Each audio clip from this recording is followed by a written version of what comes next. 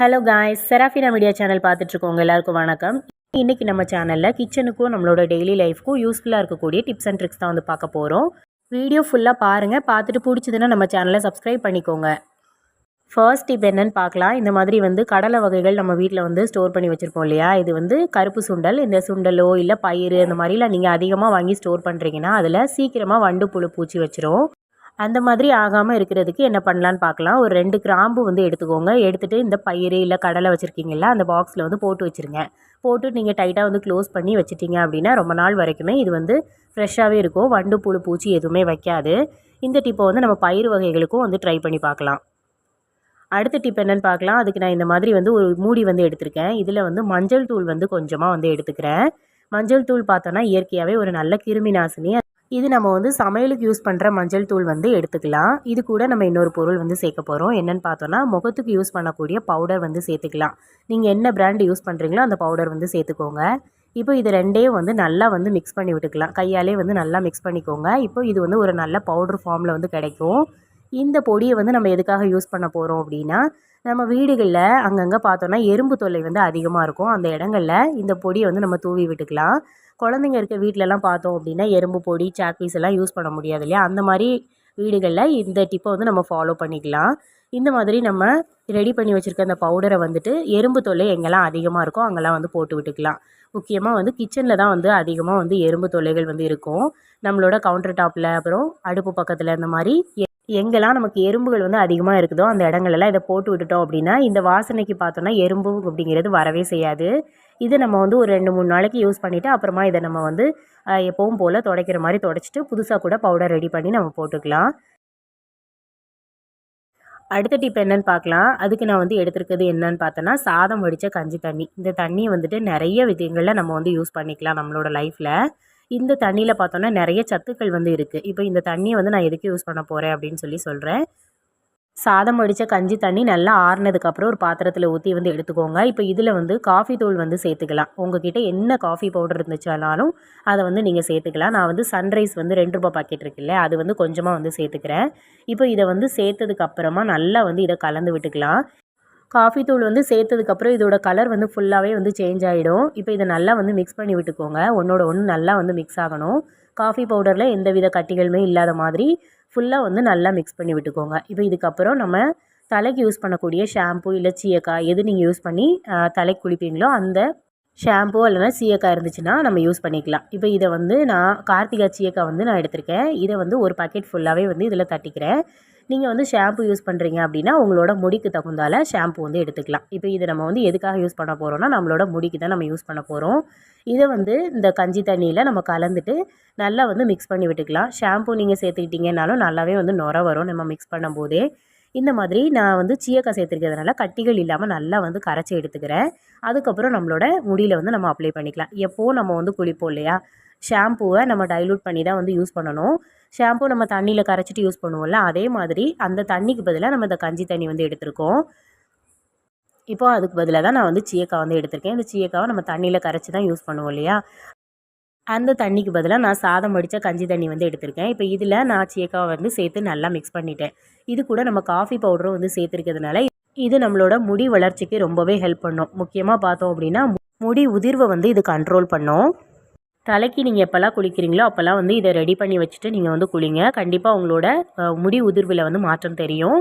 முடி கொட்டுறது அப்படிங்கிறது சீக்கிரமாகவே வந்து ஸ்டாப் ஆகிடும். அந்த அளவுக்கு இது ஒரு எஃபெக்டிவான ரெமெடி. கண்டிப்பாக இதை வந்து ட்ரை பண்ணி பாருங்கள். அதே மாதிரி நம்ம சாதம் வடித்த கஞ்சி தண்ணி வந்து யூஸ் பண்ணுறோம் இல்லையா, இது நம்மளோட முடியை வந்து நல்லா வந்து ஷைனிங் ஆக்கி கொடுக்கும். இந்த கஞ்சி தண்ணி யூஸ் பண்ணோம் அப்படின்னா நம்ம கண்டிஷ்னர் வந்து வெளியில் வாங்கி போடவே தேவையில்லை. வீட்டில் இருக்கக்கூடிய இயற்கையான கண்டிஷ்னர் இதுதான். தோசைக்கல் வந்து நம்ம வீட்டில் யூஸ் பண்ணுவோம். யூஸ் பண்ணிவிட்டு இந்த மாதிரி வந்து அப்படி நம்ம ஓரத்தில் சாச்சோ இல்லை வந்து செவுரில் வந்து மாட்டியோ வச்சுருப்போம். இந்த மாதிரி மாட்டி வைக்கிறப்போ பின்னாடி உள்ள கரைகள் வந்து செவுரில் வந்து பட்டு டேமேஜ் ஆகும். அது மட்டும் இல்லாமல் தோசைக்கல்லும் வந்து துருப்பிடிக்கிறதுக்கு வாய்ப்பு இருக்குது. அதை அவாய்ட் பண்ணுறதுக்கு இந்த மாதிரி ஒரு நியூஸ் பேப்பர் வந்து எடுத்துக்கோங்க. நீங்கள் வந்து கவுண்டர் டாப்பில் இந்த மாதிரி வந்து ஃப்ளாட்டாக வைக்கிற மாதிரி இருந்துச்சுன்னா இப்படி வந்து நியூஸ் பேப்பர் மேலே அப்படி வச்சு விட்டுருங்க. அப்படி இல்லை நீங்கள் வந்து இந்த கம்பியில் எதுலையாவது தொங்க விடுறீங்க அப்படின்னா அந்த ஆணிலேயோ இல்லை கம்பிலேயோ வந்துட்டு சைடில் அந்த மாதிரி நியூஸ் பேப்பரோட சைடில் ஹோல் வந்து போட்டு விட்டுட்டு நியூஸ் பேப்பரை ஃபஸ்ட்டு உள்ளே வந்து மாட்டி வச்சுட்டு அதுக்கப்புறமா இந்த மாதிரி தோசைக்கல்லை அது மேலே வந்து போட்டு விடுங்க. இப்படி போடுறதுனாலே வந்து செவரில் வந்து டேமேஜ் ஆகாது. அது மட்டும் இல்லாமல் தோசைக்கல்லும் துரு பிடிக்காமல் இருக்கும். இல்லை நீங்கள் வந்து செவுரில் வந்து சாய்ச்சி வைக்கிற மாதிரி வச்சுருக்கீங்க அப்படின்னா இந்த மாதிரி பேப்பரை மடிச்சுட்டு லைட்டாக வந்து சாய்ச்சி வச்சிட்டிங்க அப்படின்னாலுமே தோசைக்கல் வைக்கிற இடம் நமக்கு கரை படியாமலும் இருக்கும். அது மட்டும் இல்லாமல் கல் வந்து துரு பிடிக்காமலும் இருக்கும். இந்த டிப்பை வந்து இரும்பு கல்லுக்கு ட்ரை பண்ணுங்கள்.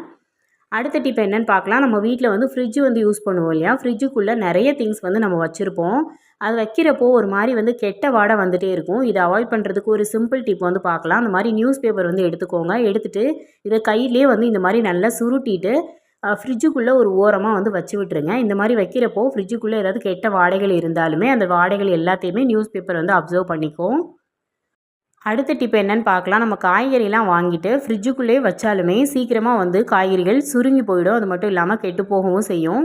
அதை வந்து அவாய்ட் பண்ணுறதுக்கு என்ன பண்ணலாம் அப்படின்னு பார்க்கலாம். நம்ம வீட்டில் சமையலுக்கு யூஸ் பண்ணுற எண்ணெய் வந்து எடுத்துக்கலாம். இல்லாட்டி வந்து நீங்கள் தேங்காய் எண்ணெய் கூட எடுத்துக்கலாம். இந்த எண்ணெயை இந்த மாதிரி காய்கறிகள் மேலே வந்து தடவிட்டு அதுக்கப்புறம் நீங்கள் வந்து ஸ்டோர் பண்ணி வச்சிங்க அப்படின்னா உங்களுக்கு காய்கறிகள் ரொம்ப நாள் ஆனாலுமே ஃப்ரெஷ்ஷாகவே இருக்கும். இதை நீங்கள் வந்து எல்லா காய்கறிகளுக்குமே ட்ரை பண்ணலாம். நான் வந்து கத்திரிக்காய், வாழைக்காய், அப்புறம் வந்து புடலங்காய்க்கு ட்ரை பண்ணியிருக்கேன். இந்த மாதிரி வந்து நம்ம காய்கறிகள் மேலே ஃபுல்லாகவே வந்து தேய்ச்சி விட்டுறணும். இந்த மாதிரி தேய்ச்சிட்டு அதுக்குள்ளே ஏதாவது கேப் மாதிரி இருக்கக்கூடிய காய்கறிகள் இருந்துச்சுனாலும் அந்த கேப்புக்குள்ளேயே வந்து தேய்ச்சி விட்டீங்க அப்படின்னா அது வழியே வந்து காற்று போகாது. காற்று போகாமல் இருந்தாலே காய்கறிகள் வந்து ரொம்ப நாள் வரைக்குமே ஃப்ரெஷ்ஷாக இருக்கும். இந்த மாதிரி நம்ம தேங்காய் எண்ணெய் இல்லை சமையலுக்கு யூஸ் பண்ணுற எண்ணெய் எந்த எண்ணெயாக இருந்தாலும் நம்ம வந்து தேய்ச்சி விட்டுட்டோம் அப்படின்னா அது வழியாக காற்று போகாமல் இருக்கும். காற்று போகாமல் இருக்கிறதுனால காய்கறிகளும் ரொம்ப நாள் வரைக்கும் ஃப்ரெஷ்ஷாக இருக்கும். வந்து ஒரு பிளாஸ்டிக் டப்பா வந்து எடுத்திருக்கேன். இப்போ இதில் வந்து நான் வந்து என்ன சேர்த்துக்க போகிறேன் அப்படின்னு பார்த்தோன்னா சமையலுக்கு யூஸ் பண்ணக்கூடிய மஞ்சள் தூள் வந்து 1 டீஸ்பூன் அளவில் எடுத்திருக்கேன். உங்களுக்கு எவ்வளோ வேணுமோ அவ்வளோ வந்து எடுத்துக்கலாம்.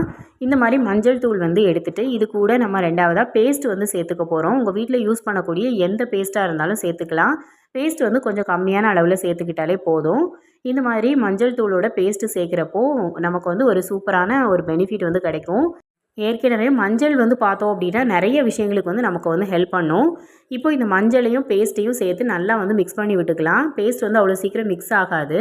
இப்போ இதை வந்து மிக்ஸ் பண்ணுறதுக்கு நம்ம வந்து தண்ணி எதுவுமே சேர்க்கக்கூடாது. இன்னொரு பொருள் வந்து சேர்த்து நம்ம மிக்ஸ் பண்ண போகிறோம். அது என்ன அப்படின்னு சொல்லிட்டு பார்க்கலாம். கண்டிப்பாக நம்ம எல்லோரோட வீட்லேயும் வந்துட்டு இந்த பொருள் வந்து இருக்கும். அது என்னன்னு பார்த்தோன்னா நெய் தான். இந்த நெய் வந்து பார்த்தோம் அப்படின்னா வீட்டிலே வந்து ரெடி பண்ணது. உங்ககிட்ட கடையில் வாங்கின நெய் இருந்துச்சு அப்படின்னா கூட அதையும் சேர்த்துக்கலாம். அந்த மாதிரி சேர்த்துட்டு இதை வந்து நல்லா வந்து மிக்ஸ் பண்ணி விட்டுக்கோங்க. நெய் வந்து எந்த அளவில் சேர்க்கணும் அப்படின்னு பார்த்தோன்னா இது வந்து ஒரு பேஸ்ட் மாதிரி வந்து நமக்கு மிக்ஸ் ஆகணும். அந்த மாதிரி வந்து நம்ம நெய் வந்து சேர்த்துக்கணும். அதிகமாக இருந்துச்சு அப்படின்னா கொஞ்சமாக வந்து மஞ்சள் தூள் வந்து சேர்த்துக்கலாம். இப்போ பாருங்கள் நான் வந்து சேர்த்துருக்கக்கூடிய அளவு பார்த்தோன்னா இந்த மாதிரி தான் வந்து இருக்கும். இப்போ இதை வந்து நல்லா வந்து மிக்ஸ் பண்ணி விட்டுக்கலாம். இதை மிக்ஸ் பண்ணும் போதே நமக்கு ஒரு நல்ல ஒரு க்ரீம் கன்சிஸ்டன்சிக்கு வந்து கிடைக்கும். இந்த மாதிரி நல்ல ஒரு க்ரீம் மாதிரி கிடைச்சதுக்கப்புறம் நம்ம இதை வந்துட்டு யூஸ் பண்ணிக்க போகிறோம். இப்போ பாருங்கள் நான் நல்லா வந்து மிக்ஸ் பண்ணிட்டேன்.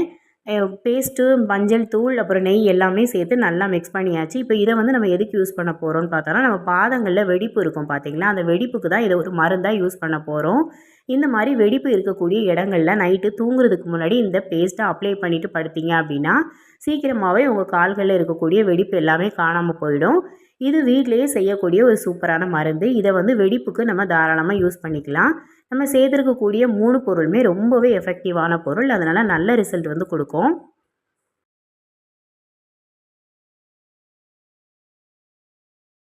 டெய்லியுமே நைட்டு தூங்க போகிறதுக்கு முன்னாடி இந்த பேஸ்ட்டை வந்து அப்ளை பண்ணிவிட்டு படுத்தீங்க அப்படின்னா சீக்கிரமாகவே உங்களோட பாத வெடிப்பு காணாமல் போயிடும். அடுத்த டிப் என்னன்னு பார்க்கலாம். இந்த மாதிரி பால் பாக்கெட்லாம் வந்து நம்ம வாங்கி வச்சுருப்போம் இல்லையா, அந்த மாதிரி ஃப்ரிட்ஜுக்குள்ளே வைக்கிறப்போ அதில் வந்து ஏதாவது லீக்கேஜ் மாதிரி இருந்துச்சு அப்படின்னா அது டேரெக்டாக வந்து நம்ம வச்சோன்னா ஃப்ரிட்ஜுக்குள்ளே கொட்டி நமக்கு வந்து அந்த இடமே வந்து க்ளீன் பண்ணுற மாதிரி இருக்கும். இந்த மாதிரி பால் பாக்கெட் வைக்கிறதுக்கு முன்னாடி அடியில் ஒரு பாத்திரத்தை வச்சு அது மேலே வச்சிட்டிங்க அப்படின்னா அந்த இடமும் வந்து நீட்டாகவே இருக்கும். அதுக்கு ஏதாவது லீக்கேஜ் இருந்துச்சு அப்படின்னா அந்த பாத்திரத்துக்குள்ளே இருந்துக்கும், அதை விட்டு வெளியே வராது. நம்ம இதை வந்து நீட்டாக வந்து யூஸ் பண்ணிக்கலாம்.